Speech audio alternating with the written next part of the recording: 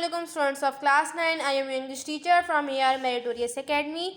Previous class में हमने page number 78 तक रीडिंग कर ली थी. आज हम पेज नंबर 79 को रीड करेंगे. टू ताहिरा, ये जो भेजी जा रही है ईमेल जिसको, उसका नाम ताहिरा है. लिख कौन रहा है? हुमा लिख रहा है. भेज किसको रही है? हुमा ताहिरा को भेज रही है. सॉरी. सब्जेक्ट है कायदे आज़म. डेट है 11 जून 2018. टाइम है 4:37 PM. Tahira, here is some more information that we can add in this section. Tahira, ये कुछ मज़ीद मालूमात हैं जो हम इस हिस्से में शामिल कर सकते हैं.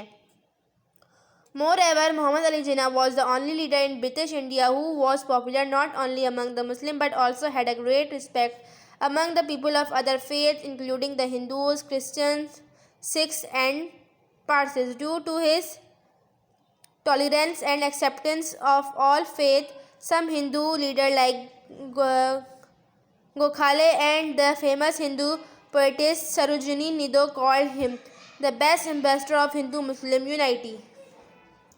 मोहम्मद अली जिन्ना बरतानवी इंडिया के रहनुमा थे जो न सिर्फ मुसलमानों में मकबूल थे बल्कि दूसरे दीन के मानने वालों में भी उनका एहतराम किया जाता था, जिसमें हिंदू हैं, ईसाई हैं, सिख और पारसी शामिल थे. तमाम अदवियान के लिए उनकी रवादारी और कबूलियत के बायस कुछ हिंदू रहनुमा जैसे गोखले और मशहूर हिंदू शायर सरोजिनी नायडू ने इन्हें हिंदू मुस्लिम इत्तेहाद के बेहतरीन सफ़ीर कहा है. मतलब वो सिर्फ इसमें ब्रिटिश इंडिया में मशहूर नहीं थे, लीडर वहाँ के नहीं थे, बहुत सारी जगहों में मशहूर थे. बेस्ट विशेस हुमा, मतलब ये हुमा लिख रही है ये पूरी ईमेल और भेज रही है ताहिरा को ताकि वो इन्फॉर्मेशन में शामिल करे, मज़ीद इन्फॉर्मेशन में शामिल करे. अब जो जिसको भेज रही है वो हुमा को भेज रही है. कौन भेज रही है? फ़रहीन भेज रही है. सब्जेक्ट है कायदे आज़म. डेट है 14 जून. टाइम है 4:30 PM. Huma and Tahira, you might want to add this vital piece of information in this section. Huma और ताहिरा, तुम इस हिस्से में ये अहम मालूमात शामिल करना चाहोगी? मैं उनसे पूछ रही है कि चाहोगी या नहीं चाहोगी. However, he was very clear about one thing. While Pakistan would be a state where the Muslims would be free to practice the teaching of their faith and to prosper economically, this is no way mean that the people of other faith living in the geographical boundaries of the new state would in any way be lesser citizens. मज़ीद ये है कि एक चीज़ के बारे में उन्हें कोई शक न था.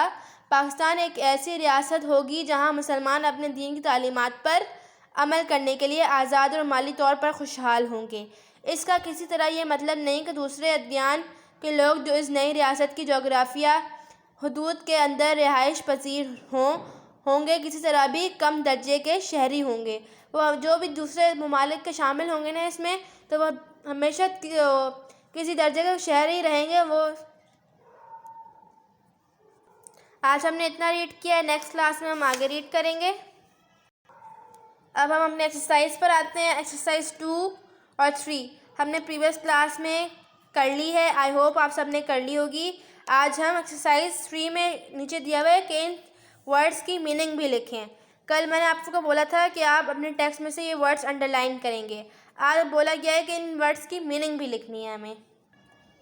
पहला वर्ड है dynamic, मुतहरिक, characterized by forcefulness of personality, steadfastness, साबित कदमी, loyalty in the face of trouble and difficulty, undesired, नापसंदीदा, no wanted, acumen, fast, the ability to make good judgment and quick decision, aspiration, कामयाबी का जज्बा, a hope और ambition, envisioned, तस्वुर किया, visualized, prevailed, फैलना, to be widespread, impartiality, गैर जामबदारी, equal treatment, accomplishment, कारनामे, सक्सेसफुल अचीवमेंट, वर्सेटाइल, हिमागिर, हैविंग ग्रेट डिवर्सिटी, विक्टिमाइजेशन, निशाना बनाने का अमल, to make a victim of, distinction, इम्तियाज, एक्सीलेंस और एमिनेंस, प्रोपोनेंट, हामी,